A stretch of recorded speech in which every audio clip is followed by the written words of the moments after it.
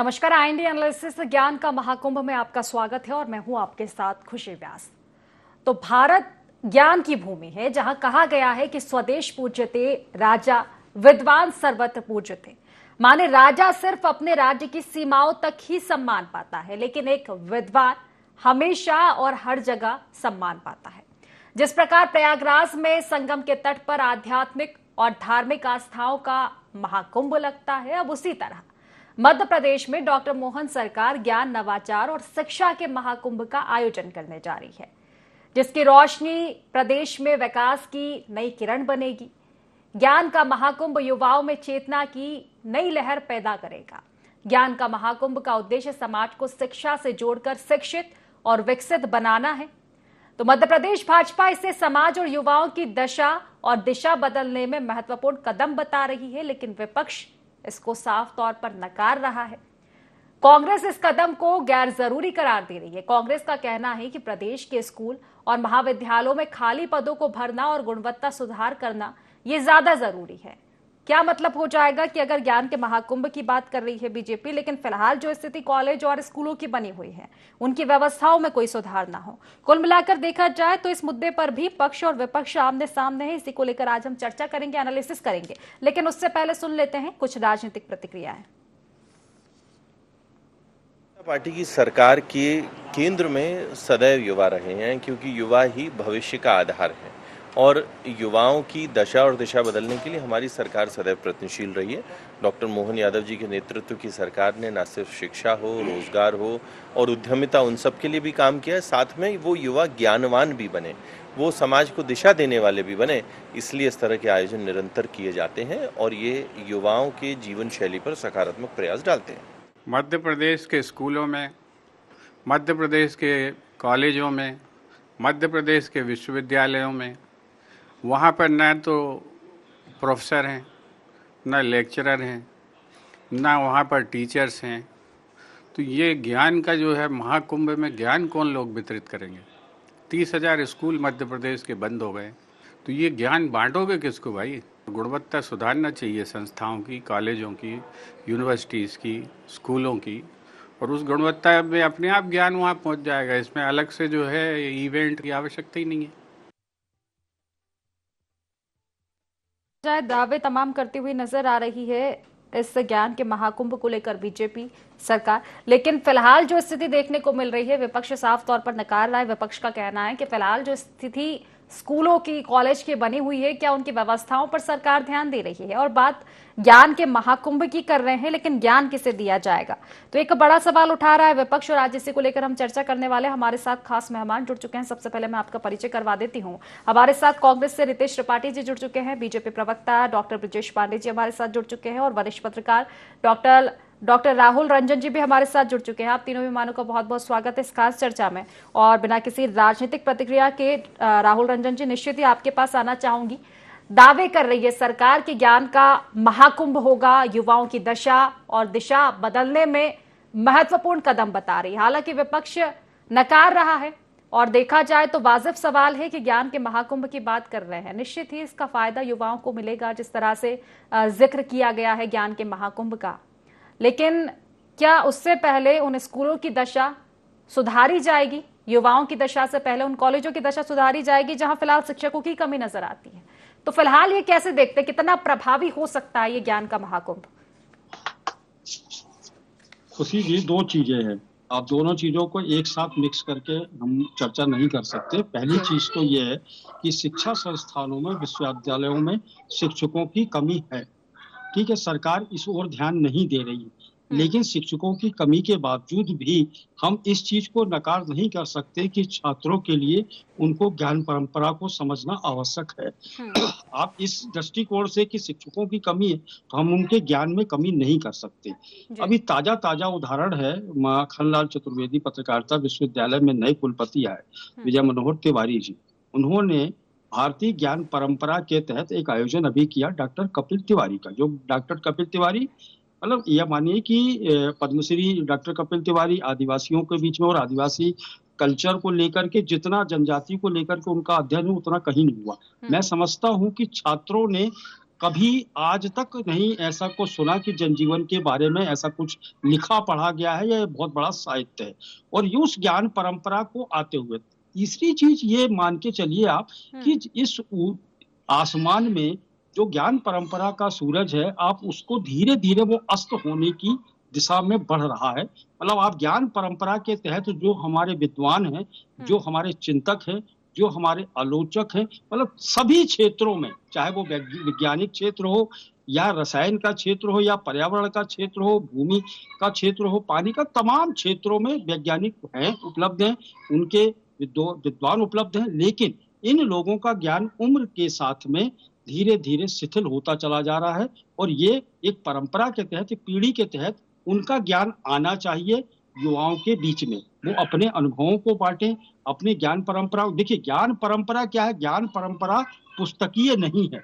इसको ये मान लिया जाए कि पुस्तकों में जो लिखा है उसको छात्र पढ़ लेंगे और ज्ञान परंपरा को आगे ले जाएंगे, ये नहीं। हमारे यहाँ जो ज्ञान परंपरा भारत में चली है, वो ज्ञान परंपरा चली है मौखिक, या फिर आप मुखार बिंद से सुनी गई चीजें, जिसको हम लोगों ने क्रमशः पीढ़ी दर पीढ़ी सुने हैं और सुनते हुए हमने आगे उस परंपरा को आगे बढ़ाया है। तो उस परंपरा के तहत सुनी हुई चीजें अधिकतर ये कहा जाए कि लंबे समय तक याद रहती है पढ़ी हुई चीजों के मुकाबले। तो इस चीजों को, ज्ञान परंपरा को आगे बढ़ाना ही चाहिए। और इस तरीके से जो लोग, मतलब आप ये समझिए कि वो हमारे लिए तो बहुत बड़े देवता या हमारी धरोहर है, जो विद्वान है, जो अपने पूरे जीवन का अंश लेके बैठे हुए हैं, लेकिन उसको सुनने वाला तो चाहिए।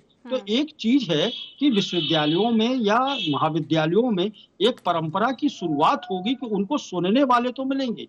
आज सबसे बड़े दुखद पहलू ये है कि सुनने के लिए कोई राजी नहीं है। छात्रों की सुनने की क्षमताएं समाप्त हो गई हैं।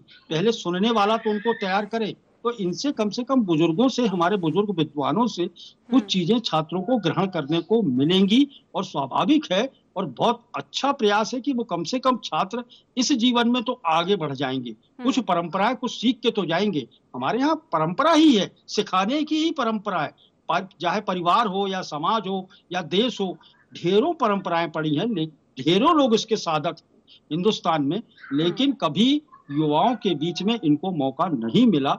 यदि सरकार चाहती है, और बिल्कुल बहुत शिद्दत के साथ में यदि सरकार चाहती है, तो इनको बगैर राजनीतिक देश के या राजनीतिक स्वार्थ के इनको मंच देना चाहिए। छात्रों के बीच में इनका उठना बैठना चाहिए। हमारे यहाँ कहते हैं ना कि यदि बुजुर्ग जीवित हो उठता है जब उसे युवाओं का साथ मिलता है। तो हम ऐसे विद्वानों को, ऐसे बुद्धिजीवियों को, ऐसी ज्ञान परंपराओं को आगे ले जाने वाले लोगों को क्यों हाशिए पे धकेले हुए? ये ज्ञान का ऐसा आसमान है, ये हिंदुस्तान में बिखरा पड़ा है, इसको समेटने की जरूरत है और समेट करके इस परंपरा को आगे बढ़ाने की जरूरत है। आप ये बहुत दूर तक चले जाइए तो हमारे यहाँ गुरुकुल भी तो थे, गुरुकुल से ही तो हम लोग आज यहाँ आए हैं। बड़े बड़े शिक्षा संस्थानों में बैठ गए, बड़े बड़े डिग्रियां लेकर के छात्र आगे निकल गए, लेकिन आज उठा करके देख लीजिए उनका नैसर्गिक ज्ञान कहाँ गया। नैसर्गिक ज्ञान के रूप में छात्रों के पास में कुछ भी नहीं बचा है। तो इस नैसर्गिक ज्ञान को उनको बताना ही होगा, जरूरी है, नहीं तो आने वाली पीढ़ियां मिट जाएंगी, वो खुद को नहीं पहचान पाएंगे। शिक्षा और किताबों की तो बात को छोड़ दीजिए, सबसे बड़ी चीज क्या है कि हमारे यहाँ शिक्षा को जोड़ दिया गया है, किससे? संस्कार से नहीं। हमारे यहाँ शिक्षा को जोड़ा गया है रोजगार से, और ज्ञान रोजगार नहीं दिलाता। ये बिल्कुल कटु सत्य है कि ज्ञानवान व्यक्ति हमेशा के लिए रोजगार तो नहीं पा सकता, ज्ञान दे सकता है।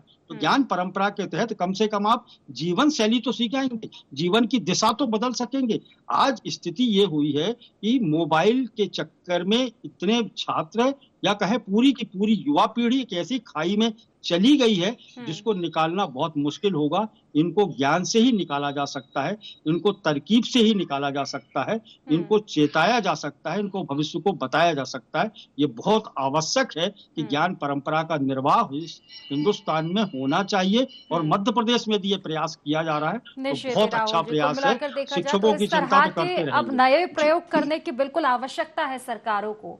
रितेश जी से जवाब ले लेती हूँ। रितेश जी, नहीं लगता कि हर मुद्दे पर सवाल या सियासत जरूरी होनी चाहिए? अगर देखा जाए, मार्गदर्शन मिलेगा युवाओं को। और जिस तरह से अभी रंजन जी भी जिक्र कर रहे थे कि सिर्फ किताबों के पन्नों तक सीमित नहीं रहेंगे बच्चे। एक होता है थ्योरिकल, एक होता है प्रैक्टिकल, तो कहीं ना कहीं वो मार्गदर्शन मिलेगा, रुचि भी बढ़ेगी, तो फिर क्यों स्वागत नहीं कर पा रहे? इस पर भी एक प्रश्न चिन्ह आखिर क्यों? हमको कोई पेंशन लगाना ही नहीं चाहिए। आप तक मेरी आवाज आ रही है क्या? जी जी रितेश जी, मिल पा रही है। हमको सरकार के साथ हर बात को खामोशी से एक्सेप्ट करना चाहिए, क्योंकि सर अभी हमारे माननीय मुख्यमंत्री जी ने कुछ दिनों पहले प्रदेश के लाखों बेरोजगारों के ऊपर एक दाग दिया था, प्रश्न खड़ा कर दिया था, जब उन्हें आकांक्षी युवा के नाम से सुशोभित किया गया था। यानी कोई व्यक्ति किसी पीड़ा से, कष्ट से गुजर रहा है तो उसको आप सौभाग्यशाली कह दीजिए। तो इस तरह का तो ये मजाक है। तो जिस प्रदेश में लाखों विद्यालय जर्जर अवस्था में हो, जिस प्रदेश के बच्चों को मध्याह्न भोजन में कीड़े मकोड़े तक मिल जाते हो और अरबों का घोटाला हो रहा हो, जिस प्रदेश में 35 लाख रजिस्टर्ड और 68 लाख अनरजिस्टर्ड बेरोजगार हो, और उस प्रदेश में इस तरह की नौटंकियां और आडंबर करना, और पूरे देश में जिसने अपने आप में बेरोजगारों को आकांक्षी युवा कह के हंसी उड़वाई हो, वहां पर ज्ञान का महाकुंभ, ज्ञान का महासागर। तो ये भारतीय जनता पार्टी का जो इवेंट मैनेजमेंट चल रहा है, तो इसमें शिवराज सिंह को पीछे छोड़ने की जुगत में माननीय मोहन यादव जी अपने नंबर बढ़वाने की निरंतर काम कर रहे हैं। मैं आपसे पूछना चाहता हूं कि आज तक मोहन यादव जी ने जितने जर्जर विद्यालय हैं उनके लिए कितने कदम उठाए? मध्य प्रदेश में ऐसे लगभग 38% विद्यालय जिनकी अवस्था बहुत जर्जर है, चाहे आप किसी भी ग्रामीण क्षेत्र के।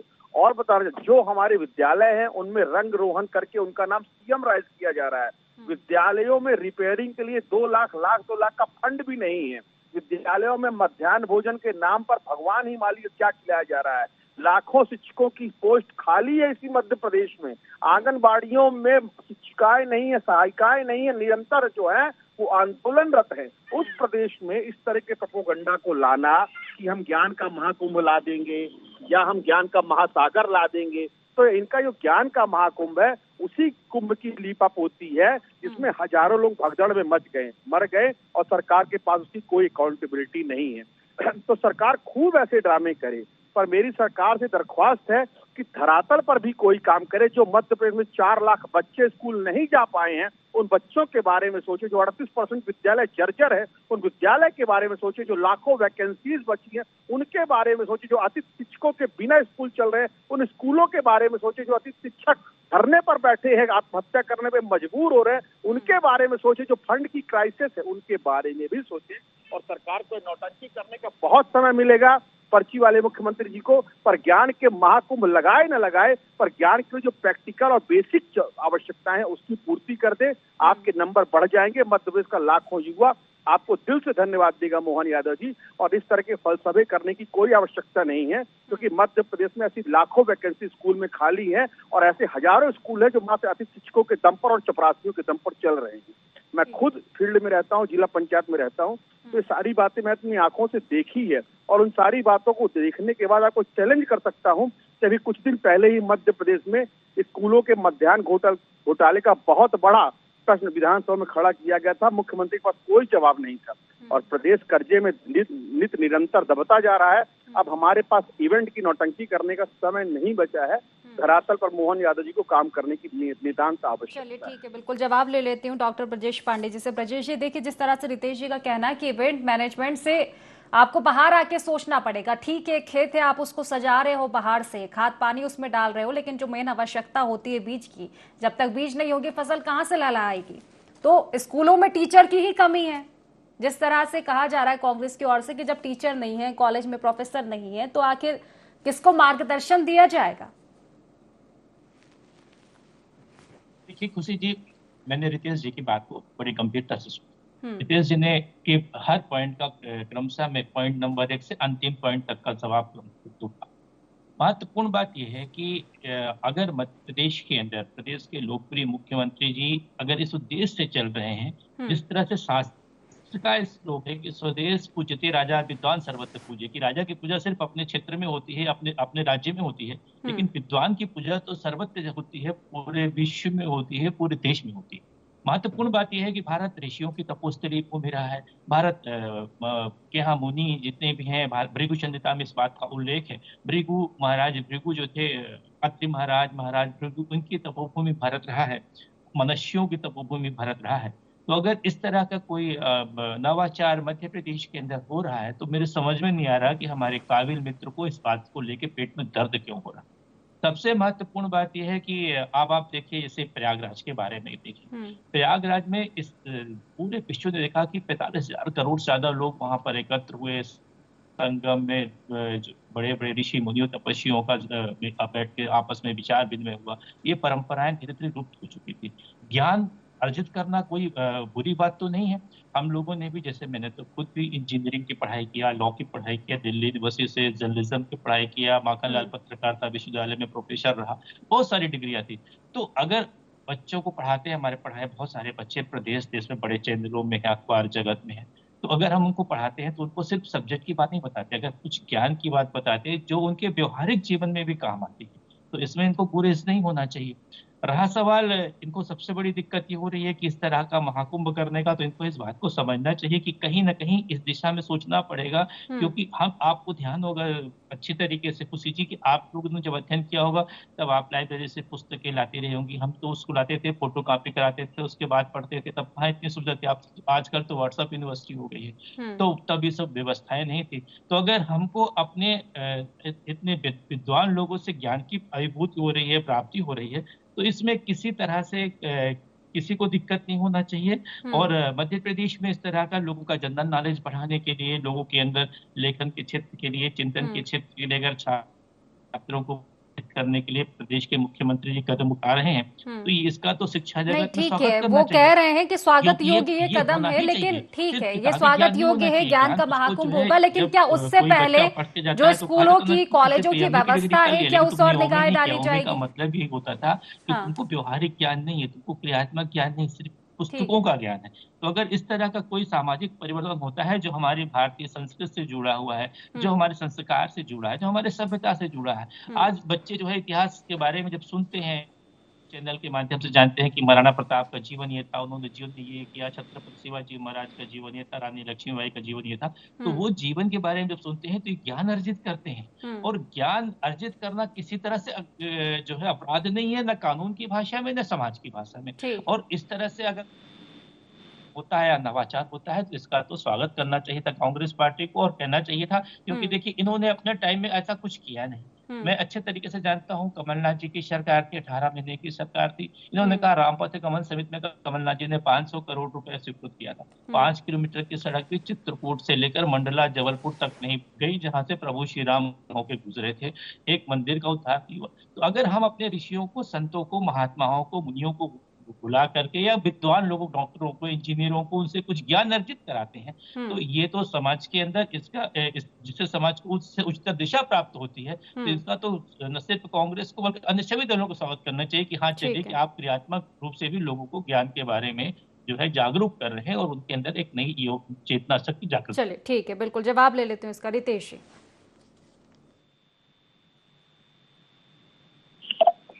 कह रहे हैं तो मेरा सिर्फ यही बेसिकली क्वेश्चन है इनसे कि आपने ये खूब करिए, ज्ञान के महाकुंभ करिए, पर सबसे ज्यादा हमें धरातल पर काम करने की आवश्यकता है। सरकार के मुख्यमंत्री ने अभी तक धरातल पर मध्य प्रदेश के बजट में क्या बढ़ोतरी की, पहली बात तो ये उठती है। सरकार ने अनुसंधानों पर कितना खर्च किया, क्या नए प्रयोग किए गए, सिलेबस में क्या चेंजेस आए, कितने बच्चों को नया रोजगार मिला, कितने बच्चों ने जो ड्रॉप आउट बच्चे थे स्कूल को रिज्वाइन किया। इसके बाद आप इस तरह के महाकुंभ करिए। और मध्य प्रदेश के बच्चों का आईक्यू लेवल किस स्तर पर है आज, क्या हमारे बच्चे, कितने बच्चों ने मध्य प्रदेश के टॉप किया, यूपीएससी कल रिजल्ट आए हैं, आप बताइए मेरे को क्या है मध्य प्रदेश के बच्चों की, जो स्कूल में है, जो कॉलेज में है, जो मध्य प्रदेश में ज्ञान की स्थिति जिसकी बात की जा रही, किस स्थिति पे हैं हम। मध्य प्रदेश अगर किसी चीज के लिए विख्यात है तो ड्रॉप आउट बच्चों के लिए है, जर्जर स्कूल भवनों के लिए है, शिक्षा की गिरती हालत के लिए, शिक्षकों की आत्महत्या के लिए, अति शिक्षकों के आंदोलनों के लिए, इन सब विषयों को लेकर मध्य प्रदेश विख्यात है। और ऐसे समय पर जब हमें सार गर्भित कदम उठाने की आवश्यकता है, जो आने वाले दिनों में मध्य प्रदेश की शिक्षा व्यवस्था में सुधार लाएं, इन कदमों को छोड़कर हम पूरे उसी ढर्रे पर जा रहे हैं, इवेंट मैनेजमेंट का खेल खेल रहे हैं, तरह तरह के प्रोपोगंडा और एजेंडा को चला रहे हैं ताकि पूरे प्रदेश, पूरे राष्ट्र में हमारा नाम हो कि हमने ज्ञान का महाकुंभ लगाया। इन सब की कोई आवश्यकता नहीं। और सबसे बड़ी बात है, यत्र नारी पूज्यन्ते रमन्ते तत्र देवता। अगर किसी क्षेत्र में अपराध कम होता है तो वहाँ शिक्षा बहुत बड़ा स्थान रखती है। और मध्य प्रदेश का जो भौगोलिक दृष्टि से अपराध निरंतर बढ़ता जा रहा है, चाहे महिलाओं के विरुद्ध हो, चाहे अन्य कारणों से हो, तो दिखाता है कि मध्य प्रदेश में जो शिक्षा की स्थिति है, जो सामाजिक ज्ञान की स्थिति है, उसका निरंतर कहाँ पतन हुआ है। और शायद यही कारण है कि मध्य प्रदेश की धरती पर अपराधों की बाढ़ सी आ गई है। इन विषयों पर शिक्षा को लेकर हमारे प्रधान मुख्यमंत्री जी और उनका मंत्रिमंडल अगर एक भी गंभीर होता तो निश्चित तौर पर अभी तक कोई न कोई परिणाम आज सामने आते। आज 1.5 साल से अधिक का समय बीत चुका है और भारतीय जनता पार्टी के चाहे कोई भी मुख्यमंत्री हो और चाहे कोई भी शिक्षा मंत्री हो, उनका काम मात्र अपना नाम चमकाना है। ना उनका विद्यार्थियों से कोई लेना देना है, ना ही मध्य प्रदेश की IQ लेवल में कोई बढ़ोतरी लाने का उनका उद्देश्य। चलिए ठीक है, बिल्कुल जवाब ले लेती हूँ मैं। आवाज मिल पा रही है ब्रजेश जी आपको? आवाज जी आप आवाज। जी बिल्कुल ब्रजेश जी, देखिए मुद्दा सिर्फ इतना है कि धरातल पर कितना उतरेगा। उनका कहना है कि ठीक है स्वागत कर लेंगे इस चीज का, लेकिन जो व्यवस्थाएं फिलहाल देखने को मिल रही है स्कूल कॉलेज में या फिर अव्यवस्थाएं, वो बता रहे हैं कि वहां की व्यवस्थाएं ठीक नहीं है और छात्र छात्राओं की पढ़ाई को लेकर उन्होंने सवाल उठाए। तो कुल मिलाकर ये है कि क्या धरातल पर उतना ध्यान दिया जाएगा? क्योंकि अभी तो ये ज्ञान का महाकुंभ है, इसके पहले जब आप निवेश का महाकुंभ लेकर आए थे तब भी यही सवाल थे विपक्ष के कि ठीक है निवेश को लेकर बड़ी बड़ी बातें कही जा रही हैं, आंकड़े दर्शाए जा रहे हैं, लेकिन धरातल पर कितना उतर पाता है? देखिए खुशी जी, बहुत अच्छी बात है और बहुत अच्छी बात रितेश जी ने उठाई है। उनकी बातों का हम स्वागत करेंगे। देखिए वो विपक्ष में है, उनकी बात, उनका जो है जहाँ पे हमसे कुछ त्रुटियां हो उसको हमको जागरूक करना हमारे आलोचक नहीं समालोचक है। महत्वपूर्ण बात यह है कि रामचरितमानस में एक चौपाई आती है कि दैकिक दैविक भौतिक तापा, राम राज नहीं काहू व्यापा, सब नर करहि परस्पर प्रीति, चलहि सुधर्म निरत सुत नीति। हम कह रहे हैं कि अगर इस तरह की व्यवस्थाओं का अनुपालन करना सरकार शुरू कर रही है और जिसको लेकर के हम इस दिशा में कुछ नया कदम उठाने जा रहे हैं, एक नवाचार करने जा रहे हैं, तो करने दीजिए। क्योंकि देखिए एक स्टेप चढ़ता है, जब ऊपर की मंजिल में है तो एक सीढ़ी आदमी चढ़ता है तब ऊपर तक पहुंचता है। करने दीजिए, एक अच्छा बदलाव आएगा। और शिक्षा जो हमारी संस्कृत से कट रही थी, सिर्फ किताबी ज्ञान में हम सिमट के रह गए थे। अगर हमारा बौद्धिक चिंतन होता है, किसी विषय पर नया मनन होते, नई नई टेक्नोलॉजी आती है, बच्चों को ये पता, क्योंकि देखिए अब हाईटेक जमाना है, आजकल के बच्चे तो इतने हाईटेक हैं, अपने आप में बड़े होशियार बच्चे हैं, सब चीज गूगल चलाना जानते हैं। उसके साथ उनको अगर हमारे देश की संस्कृति के बारे में, देश के विज्ञान के बारे में, देश की मिड कल्चर के बारे में और हमारे सनातन संस्कृति के बारे में कुछ नई चीजें प्राप्त होती है, जिसको हम बताने से वंचित रह गए हैं। क्योंकि आज का तो इतिहास है नहीं भारतवर्ष का। नहीं वो ठीक है ब्रजेश जी, कहा जाता है कि ज्ञान अर्जित करने की ना कोई उम्र होती है ना ही कोई सीमा होती है, जितना ज्ञान अर्जित किया जाए उतना कम है, वो निश्चित बात है। लेकिन सवाल यही है कि क्या उसके लिए जरूरी नहीं है कि उन व्यवस्थाओं को भी देखा जाए जो प्रश्न चिन्ह खड़े होते हैं? क्या उस और ध्यान नहीं देती सरकार?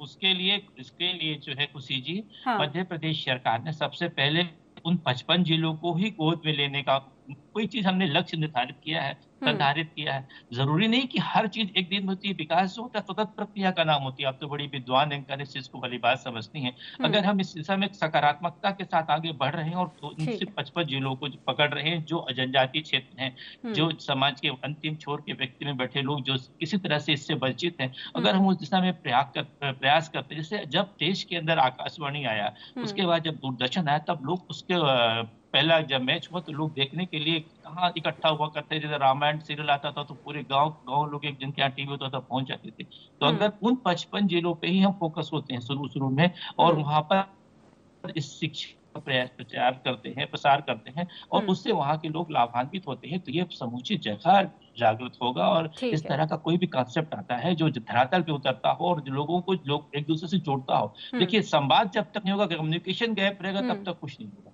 और ज्ञान के लिए संवाद होना आवश्यक। जैसे आप तो मीडिया लाइन की हैं, विद्वान एंकर हैं, आप जानती हैं खबर वो होती है जिसको आप छिपाना चाहते हैं, सूचना वो होती है जो सब कुछ जान जाती है। तो इसी तरह ज्ञान का विषय हुआ करता है। ज्ञान के अंदर लौकिक परलौकिक जो भी चीजें, दोनों चीजें आने दीजिए। जब धरातल पे आएगी उसका एक अच्छा इम्प्लीमेंटेशन मिलेगा। बिल्कुल निश्चित इंतजार करना होगा धरातल पर उतरने का। तो फिलहाल क्योंकि समय की कमी, अंतिम प्रतिक्रिया राहुल रंजन जी से। सर देखिए स्थिति ये है कि ठीक है नवाचार तो किए जा रहे हैं, इसके पहले हमने देखा था कि पाठ्यक्रम में अब ये भी शामिल किया जाएगा कि भगवान राम और कृष्ण के जीवन के बारे में बताया जाएगा। ये निर्णय भी ले चुकी है मोहन सरकार, और अब एक नया नवाचार शिक्षा की दिशा में। और निश्चित ही अगर नवाचार होगा तो उसका स्वागत योग्य ही होगा, क्योंकि ज्ञान को लेकर यही बात कही जाती है, ज्ञान जितना अर्जित करे उतना कम है, और नवाचार उसमें बहुत जरूरी है, जिस तरह से पहले भी जिक्र हो चुका है। लेकिन सवाल वाजिब हो जाता है कि क्या धरातल पर उतनी वो चीजें उतर पाएंगी जो एक किताबों में दर्शाई जाती है, जो एक आंकड़ों में दर्शाई जाती है? नहीं खुशी जी, मैं जहां तक समझ पा रहा हूँ, ज्ञान परंपरा हमारी रामायण और हमारी गीता महाभारत नहीं है। हाँ। हो सकता है कि सरकारों को या सत्ता पक्ष में बैठे हुए लोगों को वही सब कुछ लगता हो, लेकिन मेरी समझ में ये आता है कि ज्ञान परंपरा का मतलब ये है कि हर क्षेत्र में जो भी विद्वान है उसकी चीजें, उसका अनुभव छात्रों के साथ में बटे, है ना। तमाम दिक्कतें हैं, बिल्डिंगें नहीं है, टीचर्स नहीं है, प्राध्यापक नहीं है, ये बिल्कुल बहुत लंबे समय से चलता आ रहा है और सरकारें आई गई चली गई। लेकिन मेरी सबसे बड़ी बात यह है कि भाई जो चीज होना चाहिए उसकी शुरुआत होना ही चाहिए, तो उस ज्ञान को बढ़ना ही चाहिए, चाहे सत्ता में बैठो या ना बैठो, तो इन चीजों को छात्रों को मिलना चाहिए। मेरा भी व्यक्तिगत अनुभव ये है कि बच्चे आजकल किताबों की ओर और बाकी व्हाट्सएप यूनिवर्सिटी और गूगल को लेकर के जो कच्चा और अधकचरा ज्ञान लेकर के आ रहे हैं, उससे उनका विकास नहीं हो सकता।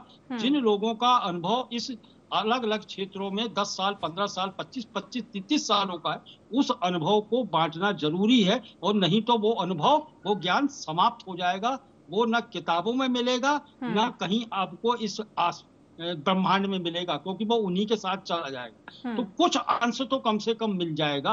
तो मेरा कहना ये है कि देखिए, बड़े भव्य मंदिरों में बैठ करके उतनी शांति नहीं मिलती जितनी अपनी गांव की मढ़िया में बैठ के सुकून मिल जाता, वहां बैठ करके तबीयत। तो ये ज्ञान के मंदिर हैं, और इनके लिए बहुत भव्य लोगों की या भव्य विश्वविद्यालयों की और महाविद्यालयों की और तमाम सुविधाओं की आवश्यकता नहीं है। ये बुजुर्ग लोग हैं, ज्ञानी लोग हैं, विद्वान लोग हैं, ये समझते हैं जरूरतों को, इन्होंने पूरा जीवन देखा है कि सरकारें किस तरीका से काम करती हैं। तो भैया ठीक है, अफवाहों के बीच में भी यदि हमारे युवाओं को कुछ मिल जाएगा प्रसाद, तो वही बहुत अच्छा है, वही संतुष्टि है। ठीक है, प्रयास तो है ना, प्रयास करें, विफल होंगे सफल होंगे वो भविष्य जाने, वो बिल्कुल लेकिन भविष्य की गर्द में है फिलहाल, लेकिन प्रयास करना बहुत जरूरी है, और एक मार्गदर्शन जिस तरह से आपने कहा, निश्चित एक बेहतर बात आप कह रहे हैं। चलिए फिलहाल क्योंकि समय की कमी, इसलिए चर्चा को समाप्त करना पड़ेगा। आप तीनों मेहमानों का बहुत बहुत शुक्रिया इस चर्चा में जुड़ने के लिए। तो देखिए, एक और नवाचार मोहन सरकार ने मध्य प्रदेश में किया है, वो है ज्ञान का महाकुंभ। इसके पहले निवेश का महाकुंभ हुआ था, निवेशकों की रुचि मध्य प्रदेश में बढ़ी थी। अब फोकस है ज्ञान के महाकुंभ में कि मार्गदर्शन दिया जाए और कहीं ना कहीं युवाओं की रुचि इस और बढ़े, क्योंकि कहा जाता है कि थ्योरिकल से ज्यादा प्रैक्टिकल भी जरूरी होता है। हालांकि नवाचार की सरकार बात कर रही है, कहा जा रहा है कि युवाओं की दशा और दिशा इस महत्वपूर्ण कदम के बाद बदलेगी। विपक्ष के अपने तर्क है, देखने वाली बात होगी कि क्या कुछ तस्वीरें इसके बाद नजर आने वाली है। फिलहाल IND एनालिसिस में बस इतना ही। आप बने रहिए IND 24 के साथ। नमस्कार।